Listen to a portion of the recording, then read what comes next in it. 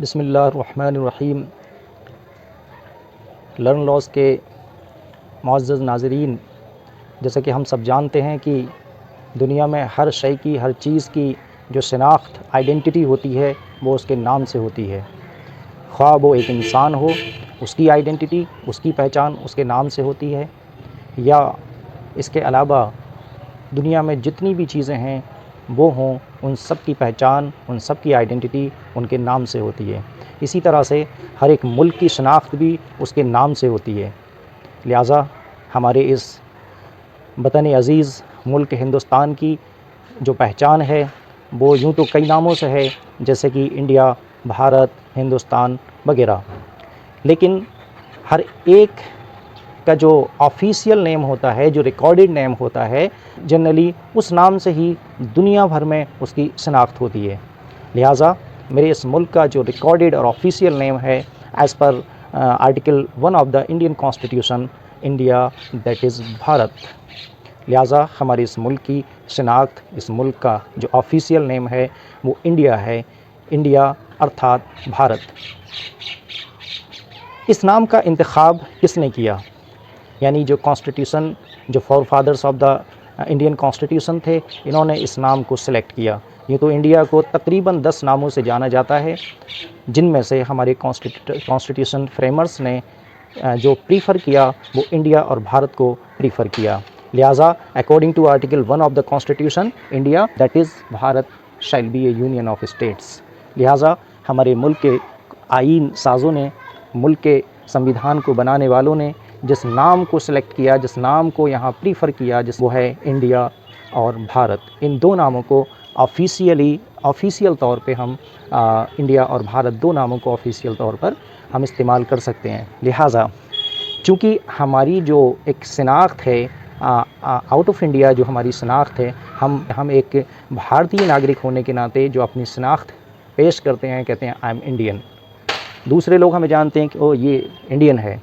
अब उसकी वजह एक और है कि इंडिया और भारत जो कि इंडियन कॉन्स्टिट्यूशन में रिकॉर्डेड हैं, या यूँ कहिए कि इंडियन कॉन्स्टिट्यूशन में जिनका ज़िक्र है, ये एक दूसरे के लिए ट्रांसलेशन के तौर पे इस्तेमाल होते हैं। जनरली जब हम हिंदी भाषा का इस्तेमाल करते हैं, जो इस्तेमाल करते हैं अपने इस अज़ीज़ मुल्क के लिए, वो भारत का इस्तेमाल करते हैं। और जब कभी हम इंग्लिश राइटिंग्स की बात करते हैं, इंग्लिश राइटिंग्स को पढ़ते हैं या इंग्लिश राइटिंग्स हम तैयार करते हैं, तो हम लोग इंडिया वर्ड यूज़ करते हैं। लिहाजा यूँ तो इंडिया और भारत एक दूसरे का ट्रांसलेशन नहीं है, लेकिन एक प्रैक्टिस है कि जब हम हिंदी भाषा का इस्तेमाल करते हैं तो हमें भारत कहना अच्छा लगता है, और जब हम इंग्लिश लैंग्वेज का इस्तेमाल करते हैं तो हमें इंडिया कहना या लिखना अच्छा लगता है।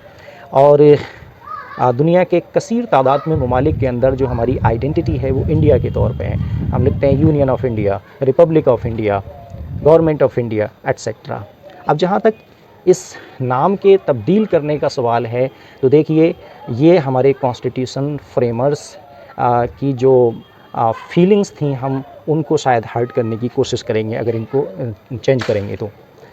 क्योंकि जो आज़ादी के परवाने थे, जो फ्रीडम फाइटर्स थे, वो आज के जो हमारे पॉलिटिशियंस हैं, वो चाहे किसी भी पार्टी से उनका ताल्लुक़ हो, शायद इन पॉलिटिशियंस के मुकाबले वो इंडिया के लिए ज़्यादा डेडिकेटेड थे, इंडिया के लिए उनकी सैक्रिफाइसेस ज़्यादा थीं। ब्रिटिश गवर्नमेंट के सामने उन्होंने अपनी जानों के नजराने पेश किए और मुल्क हिंदुस्तान की वक़ा के लिए, इसकी आज़ादी के लिए उन्होंने बेशुमार कोशिशें की।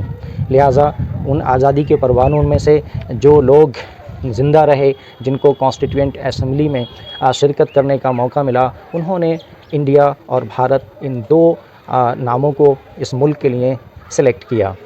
सो they recorded India that is Bharat under article 1 of the constitution. जहाँ तक इंडिया वर्ड को ओमिट करने की बात है, तो ये ओमिशन यूँ तो हो ही नहीं जाएगा, हमें तमाम रिकॉर्ड्स को चेंज करना पड़ेगा। इंडियन सिटीजन्स जो पासपोर्ट होल्ड करते हैं उस पर भी लिखा रहता है रिपब्लिक ऑफ इंडिया, लिहाजा पासपोर्ट से इसको हटाना होगा। इंडियन कॉन्स्टिट्यूशन में 100 से ज़्यादा जगह पर वर्ड इंडिया यूज़ हुआ है इंग्लिश वर्जन में, तो उस सब को हमने चेंज करना पड़ेगा। इसके अलावा इंडियन रेलवे, इंडियन एयरवेज़ वगैरह वगैरह। या हमारी जो इंडियन कॉन्सुलेट्स हैं फॉरेन कंट्रीज़ में, उन सब के ऑफिसेज़ पे लिखा रहता है गवर्नमेंट ऑफ इंडिया या इंडियन एम्बेसी वगैरह वगैरह। तो इन सब को चेंज करना पड़ेगा। प्रैक्टिकली ये इम्पॉसिबल सा है, और चूँकि अगर हम इसको करते भी हैं तो इसके लिए जो अखराजात होंगे, जो खर्च होगा, वो अननेसेसरी इतना बड़ा बर्डन इंडियन इकनॉमी पर पड़ेगा कि इससे जो